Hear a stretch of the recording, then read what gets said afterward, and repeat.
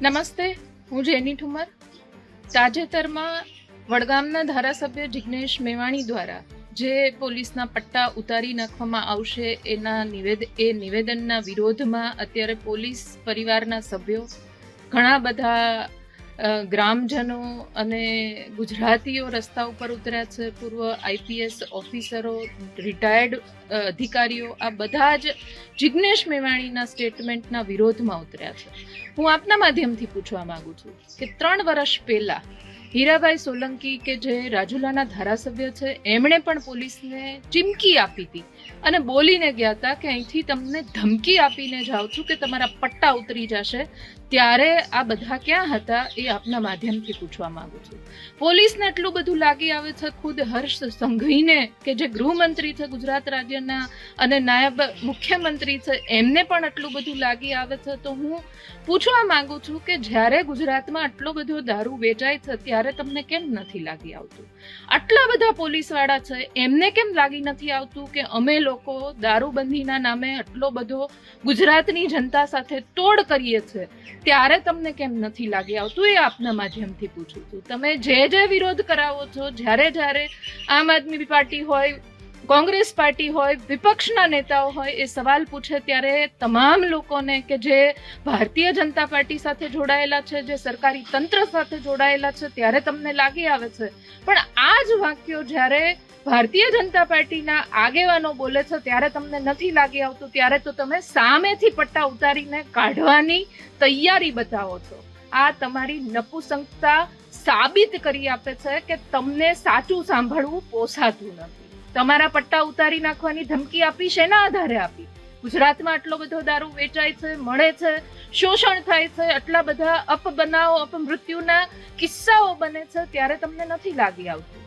તો તમારી જે આ લાગણીઓ અને સંવેદનશીલતાઓ તમે બતાવો છો, તો એ જ સંવેદનશીલતાઓ તમે જેટલા ક્રાઇમ થાય છે પાછળના વર્ષોમાં આજ દિવસ સુધીના જેટલા ક્રાઇમ થયા, તાજેતરમાં પાયલ ગોટીના પ્રકરણમાં જ હું અમરેલીથી પાયલ ગોટી જે પ્રકરણ થયું ત્યારે જે પોલીસવાળાની સામે આટલા બધા આક્ષેપો થયા, આટલા બધા હાઈકોર્ટે નોટિસો આપી, છતાં પણ તમને એવું ન થયું કે અમે પટ્ટા ઉતારાવી નાખીએ. અને ઉપરથી અત્યારે જ્યારે સાચું બોલવાની કોઈ હિંમત કરે છે ધારાસભ્ય, જ્યારે સરકારનો કાન સાંભળવાની હિંમત કરે છે, ત્યારે તમને બધાને લાગી આવે છે આ ગુજરાતના રાજકારણમાં અને ઇતિહાસમાં દુઃખદ ઘટના કહી શકાય. એટલે પટ્ટા ઉતારી નાખવાની વાતનું આટલું મોટું રાજકારણ કરો છો, એના બદલે જે તમારી શૌર્યતા બતાવી હોય એ ગુજરાતમાં જે દારૂ વેચાય છે, ડ્રગ્સ વેચાય છે, એના લીધે આજની યુવા પેઢી ભટકી રહી છે, દિશાવિહીન થતી જાય છે,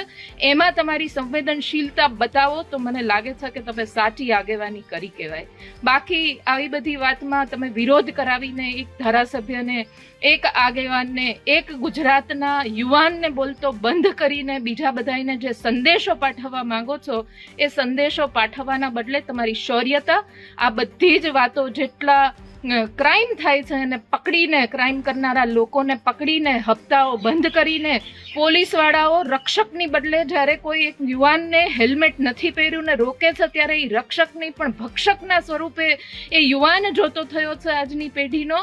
એ લોકો સામે તમારી શૌર્યતા અને સંવેદનશીલતા દેખાડો અને ખરેખર ગુજરાતને જે દારૂબંધીની વાતો કરો છો પણ એની આડ નીચે જે કરોડો રૂપિયાનો ભ્રષ્ટાચાર કરો છો એના ઉપર પગલાં લ્યો. જે રિટાયર આઈએએસ આઈપીએસ અધિકારીઓ આના સમર્થનમાં રસ્તા ઉપર આવ્યા છે એમની પણ તપાસ કરો કે એમણે જ્યારે પોતાની ડ્યુટી કરી હતી ત્યારે કેટલો ભ્રષ્ટાચાર કર્યો છે, અત્યારે એ કઈ ગાડીઓ લઈને ફરે છે, અત્યારે એમની કેટલી પ્રોપર્ટી છે, કેવા બંગલામાં રહે છે.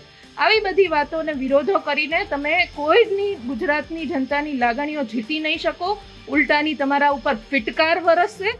એટલે આ બધા તાઇફાઓ બંધ કરીને જે પટ્ટા ઉતારવાનું રાજકારણ તમે કર્યું છે એના બદલે જો થોડી એ સંવેદનશીલતા હોય તો આવા અધિકારીઓ જાતે પટ્ટા ઉતારીને આપી દે એવી વિનંતી કરું છું. નમસ્તે.